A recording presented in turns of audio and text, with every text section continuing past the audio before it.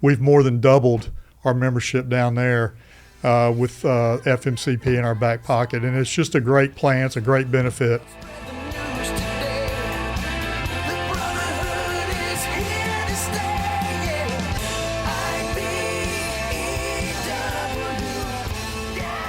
This is Kenny Cooper. I'm here with Paul Noble, the Secretary-Treasurer again, and we're back with Darrin Golden to talk about the Family Medical Care Plan.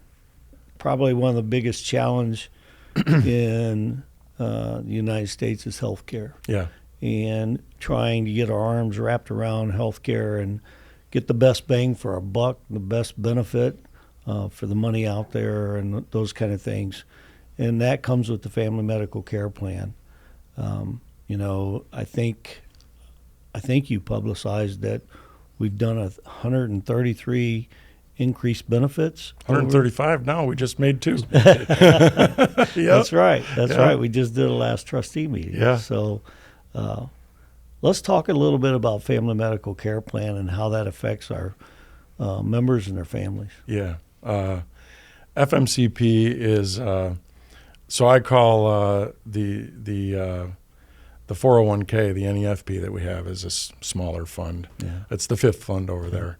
I call that the baby. Yeah. And FMCP is the needy child. Because if you think it's about teenager. it, It's complicated. It is, right? It's complicated. It's very complex. Yeah. And, pension world is a lot slower moving. And even though there's a large volume of applications with NEBF, we have 170,000 checks that go out every month, or Yep. direct deposits. Yep. So that's a large responsibility. And, there's a lot of things that have to go right when those deposits are made. And if something goes wrong, it goes wrong times 170,000. So that does create a little anxiety. But FMCP in the difference that you can make in people's lives in it is demanding, and it's every single day.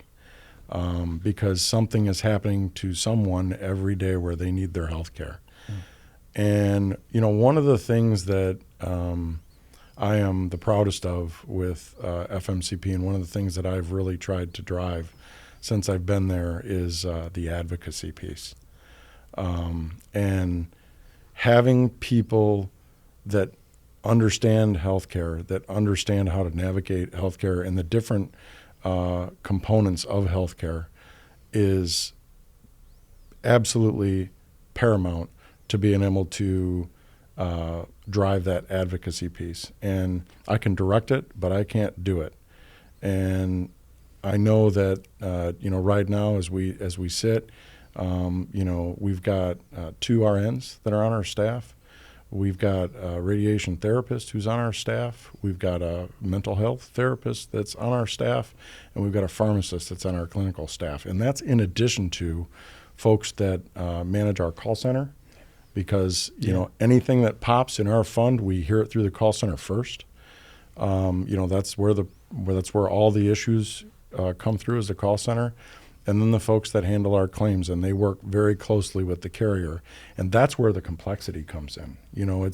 It's applying the summary plan description and the benefits under the fund and applying them through the carriers and the partners in the industry to get the most bang for our buck and the most benefit for our participants. At the end of the day, we're not driven by profit. We're driven by advocacy, and we're driven by what we can do for our members and their families. I think that's one of the things that stands the Family Medical Care Plan out from insurance companies. We're not in it for profit. Yep. We're in it to find ways to pay for benefits, to pay and help families when they need it. And I think that's really, really important piece. How many people do we cover? How many members do we have? How many belly buttons do we have currently in Family Medical Care Plan? As it sits right now, we're about 40,000 members and 112,000 belly buttons. So 40,000 doorbells, 112,000 belly buttons. And local unions and companies? Local unions, we're sitting at about 170, I think was the last number that I saw, participating local unions. As you know, that's been one of the key initiatives. And, I liken this back to organizing, right? I mean, my first foray into, the local union and local union office, I started as an organizer. And, I witnessed and participated firsthand what the power of, collective activity can do, and what empowering people to organize together, in that case was to negotiate with their employer. But in this case, it's to organize together, to band together, to negotiate with the healthcare industry. And it's just as simple as that. The more people that we can get under the tent, so to speak, under one banner, the better off we are. Because right now, we're at 40,000. You imagine if we had the majority of our members that were covered by one fund. You imagine the bargaining power that we would have. It would be absolutely incredible.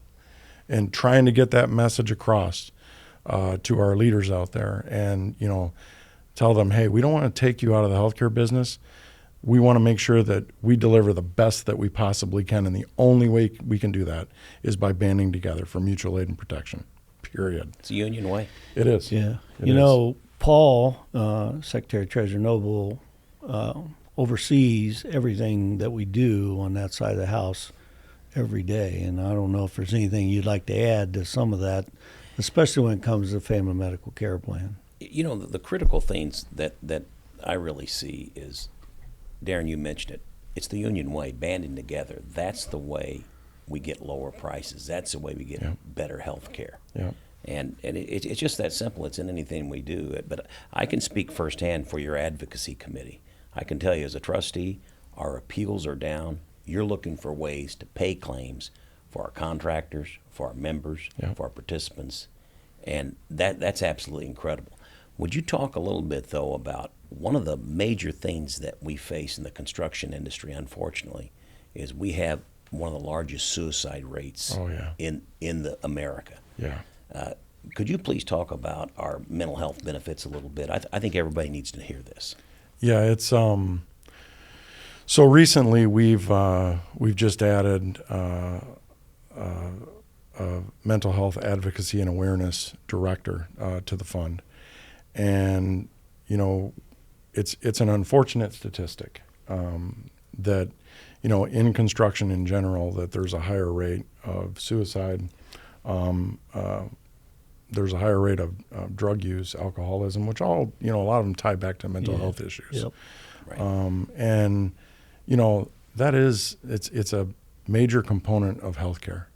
And if you don't feel well physically or you don't feel well mentally, then you're not at your peak and you can't, give anyone your best. So what we want to do is, we want to optimize our mental health benefits. We're doing an internal review of that. I mean, that's ongoing right now. And then also we're putting together a mental health advocacy program that we're just building the program out now. My goal is I'd like to roll it out sometime later this year, and essentially is just increase people's awareness. And I remember vividly sitting in the office, and I was business manager during 2007 and 2008. You remember that? Right. It was awful. Yeah. There was no place to go. There was no place to work. People were suffering. Divorce rates are high. People were just having a really tough time and struggling. And, you do the best you can as a business manager or an agent and try and help people and get them to resources, but it's really not easy to navigate by yourself. And, back then and, even today, there's not a lot of training out there that's available, nothing that can help you. And we want to change that. One of the things you said, Kenny, a long time ago, at the FMCP was that you said, if you want to, you can't just say you're the best, you have to be the best. To my knowledge, there's no other plans out there that are looking at anything like this. And we want to, do something, and we want to be the best at it. So we're putting the program together. Like I said, we hope to roll it out a little bit later this year. And, we want to set the standard for the industry for what to do, what plans can do to assist, the electrical industry with mental health advocacy and awareness. Well, Awesome. it's like a mental health first aid kit. It is. If you cut your finger, you go to the first aid kit, get a Band-Aid. Yeah, you know where to go, You know what where to the go, signs what to are, do. Right. how deep the cut is or not. Yeah. And Going to be a we game of- changer. Yeah. You and I often talk. Mental health is just as important as Right. physical health, Yeah. and I think it's more and more on people's minds and their hearts anymore than it's ever been. It matters. It does matter. It matters. And, if we really, truly do care, we need to do something about it, because people are out there and they're suffering and they're struggling. Well, as we wrap this episode up, Darrin, for me, and before I turn it over to Paul, I just want to say thank you for the work you and your team do every day for the IBEW and their families. It's so important what you do. It's just as important as any job in the IBEW that we have. I know you work for both us and Nika, and Nika are good partners. I mean, we have our disagreements, and as you used to say at CIR all the time, it's not how we agree, it's how we disagree. It matters. And Yeah, that's right. we have the respect of Nika, and Nika has our respect in return. So on my behalf of the IBEW, I just want to thank you for all the work you and your team continue to do to improve benefits for all the members out there and their families. It's a pleasure. Darrin, I just want to echo that you're not only a good friend and brother. We've known each other for years. 20 and plus. I'm proud every day of what you do, just to knowing you through the years and seeing how your career's progressed. But more importantly, you're making a difference for our members, and I want to thank you for that in front of everybody here. Thank you very Appreciate much. I appreciate it, Paul. I asked Ed to come down and have a few words with us about his personal experience with the Family Medical Care Plan. A few years back, they joined a Family Medical Care Plan, and it's a great story. So, Ed, thank you for being here. We appreciate it. If you want to go into how you got involved, all the way to some of the personal conversations and personal issues that you've seen rectified by the Family Medical Care Plan, that'd be awesome. Well, President Cooper, thank you for having me. Started in 2013 with negotiations with CenterPoint Energy. They were very contentious, primarily over health care. We were looking at a 8 to 10% increase in premiums for our members. And their benefits manager made a statement that he probably regrets, because he said, well, if you think you can do better, let's hear about it. And we were ready to go. We had FMCP in our back pocket, and my predecessor pulled out a great proposal from FMCP, and we saved CenterPoint Energy $5 million the first year. And that went 3 years later. We were able to bring the 100% retiree subsidy in. And that has helped us organize all across our footprint. Just alone at the South Texas Nuclear Plant, we've more than doubled our membership down there with FMCP in our back pocket. And it's just a great plan. It's a great benefit. And personally, for me, I was diagnosed with a neurological condition back in 2015. I had to go to the Mayo Clinic up in Minnesota. Over $60,000 in medical bills, and it only cost me $60 out of my pocket. I don't know where my family would be without it. It's been a savior for us personally. My wife recently had quadruple bypass surgery. $20. That's all we paid out of our pocket. And she's doing okay? She's doing great. That's awesome. Yeah, That's awesome. That's the most important part. Absolutely. Is our family. And you're doing okay as well. I'm doing great. Yeah. It ended my career climbing poles, but I was able to transition over into a job with the local, and then ended up becoming the business manager. I think you can still climb a pole if you really wanted to. Well, I'd like to think. Well, always alignment at heart, right? Yeah, they're like Marines. Once a Marine, you're always a That's Marine. right. Once a lineman, you're always a lineman. That's right. Well, we appreciate you sharing your personal story with you. If I remember at the time, one of the big issues from CenterPoint was they wanted their management people covered as well. They did. They wanted to get some of their management folks on there, and I've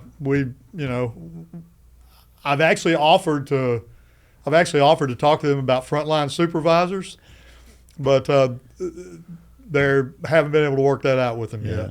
I know that when we first started that, they had some groups within Centerpoint that was not union, that could have been union under the National Labor Relations Act, and you guys were very successful getting those in as well. That's right. We had to go to a board hearing, but we have organized in folks at Centerpoint with some ladies, a group of about 30 of them, administrative folks that they thought were excluded, but we were able to convince the board that they were not. We won the day there, and they're proud members now and do a great job for us. Awesome. I appreciate that. Lastly, one of the things I wanted to ask you is, how's your membership moved from one insurance to the Family Medical Care Plan? What's been the overall thought process and feelings from your membership? It has overwhelmingly been a success. I get very little complaints about FMCP. Most of our members could not be more happy. And the retiree piece has been so huge for us. It has allowed our members to retire earlier. You know, they're able to leave, you know, between starting at age 55, and we have a lot of people that can go over into retirement earlier, and it just has meant the world to them. And the benefit is just fantastic. That's one of the big things in our trade, is being able to retire. Your body breaks down. That's right. From all the work we do, climbing poles, pulling, tugging, lifting, bending, all those kind of things. So that's a big benefit to a retiree when they're headed out of the workforce. And it's saving those folks more than $1,000 a month in healthcare costs in retirement. And that's huge when you go from working every day to being on a fixed income. That's a huge thing. That's a huge savings that they get. Ed, before we leave, is there anything you'd like to add about the Family Medical Care Plan and the IBEW and your overall thought process for anyone out there that's thinking about moving to the Family Medical Care Plan? Well, I'm in my 43rd year, and the IBEW has meant everything to me. It has given me the life that I have. It has provided for me and my family, and I'd be nowhere without it. And the FMCP has done so much for our membership and for my family. I'd be lost without it. I don't know what I'd do. Well, I feel the same way as you do about both. Yep. And I want to say thank you for coming and seeing us today and setting in on this podcast with us, reaching over membership. It's always a privilege to be with you, President Cooper. Thank you, brother. Thank you.